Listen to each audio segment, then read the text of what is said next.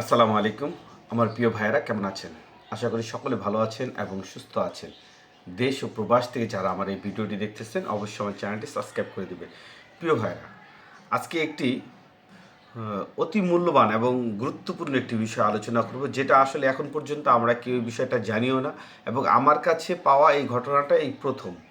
আপনারা অনেকে প্রশ্ন করেন যে আমরা আসলে রিজেক্ট খাওয়ার পর বা যারা রিজেক্ট খেয়ে গেছেন তাদের যে আপিল বা অনেক মাধ্যম বলে আমরা এটাকে আপিল করব, আবার ভিসা নিয়ে আসব। হ্যাঁ, এই বিষয়টা অনেকেই জানেন না যে আসলে আপিল করলে কি ভিসা হয় কি না বা কিভাবে কি হয়।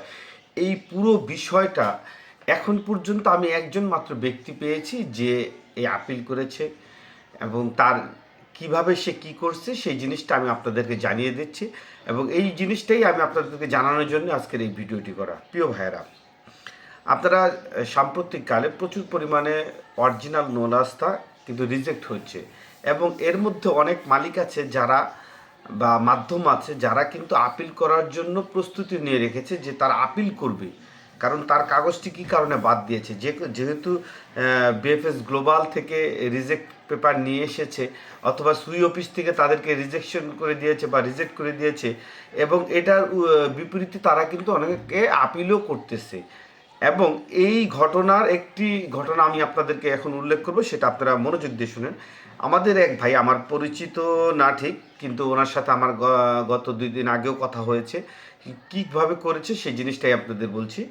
ওই ভাইটি রিজেক্ট খেয়েছিল 2023 সালের কাগজ এবং রিজেক্ট খাওয়ার পর ওনার মাধ্যম হচ্ছে ওনার আপন বড় ভাই এবং উনি যার মাধ্যমে, যে উকিলের মাধ্যমে কাগজটা উঠিয়েছে, যখন রিজেক্ট দেওয়ার পর উনি ওই কাগজটা উকিলের মাধ্যমে কিন্তু আপিল করেছে এবং আপিল করে 1 মাসের মধ্যেই কিন্তু আপিলের রেজাল্ট পেয়ে গেছে এবং তাকে আবারও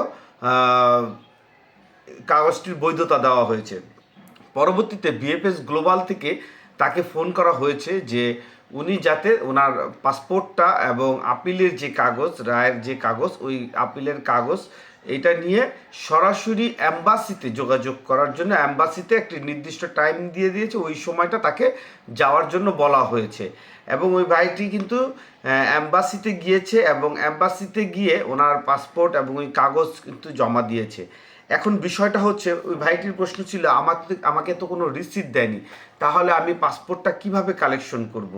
প্রিয় ভাইরা, একটা জিনিস মনে রাখেন যে আপিল করার পর কিন্তু আপিলের রায় হওয়ার পর কিন্তু কাগজ কিন্তু আপনি ভিএফএস গ্লোবালে জমা দিতে পারবেন না এবং আপনারা জানেন যে ভিএফএস গ্লোবালে জমা দিলে একটি রিসিপ্ট দেয়, কিন্তু অ্যাম্বাসি থেকে আপনাদেরকে ওই ধরনের কোনো ধরনের রিসিপ্ট দেবে না, যেহেতু আপনার পাসপোর্টের যে ফটোকপি আপনার কাছে তো আছে এবং আপনি যে আপিল করে যে রায়টা পেয়েছেন এটারও এক কপি আপনার কাছে আছে এবং আপনি যে রিজেকশন খেয়েছেন ওইটার কপিও আপনার কাছে আছে এবং আপনি যেহেতু, আমার ওই ভাইটি আপিল করে এম্বাসিতে পাসপোর্ট সহকারে জমা দিয়ে এসেছে, হয়তো আশা করা যায় ইনশাল্লাহ অতি শীঘ্রই ওই ভাইটি ভিসা পেয়ে যাবে এবং এই ঘটনাটা, সম্পূর্ণ এই ঘটনাটা এখন পর্যন্ত আমার কাছে পাওয়া একটি মাত্র ব্যক্তি যে আপিল করে রায় নিয়ে এসে এবং এম্বাসিতে সে পাসপোর্ট জমা করেছে।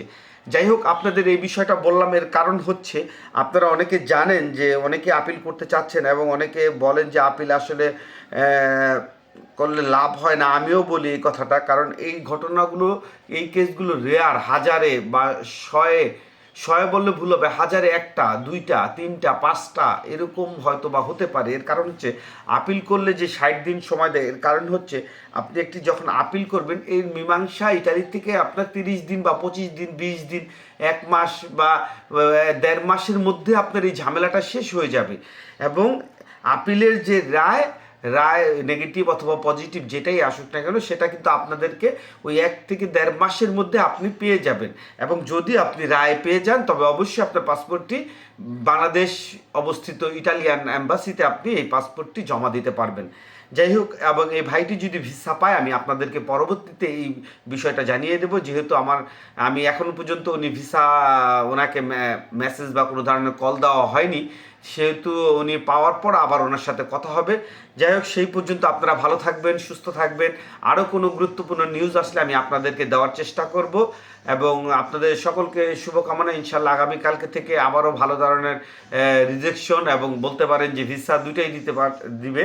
এবং রিজেকশন দিলেও আলহামদুলিল্লাহ বলতে হয়, এর কারণ হচ্ছে দীর্ঘ প্রতীক্ষার পর এই অবসান হচ্ছে, এটাই অনেক বড় বিষয়। কারণ অবসান তো হচ্ছে না, আমরা যারা এখন পর্যন্ত কোনো ধরনের সুরাহা পাইনি তাদের অবস্থা তো তাদের চাইতেও খারাপ, যে হয় রিজেক্ট না ভিসা, একটা তো সমাধান আসা উচিত। যাই হোক, ভালো থাকবেন, সুস্থ থাকবেন। আসসালামু আলাইকুম।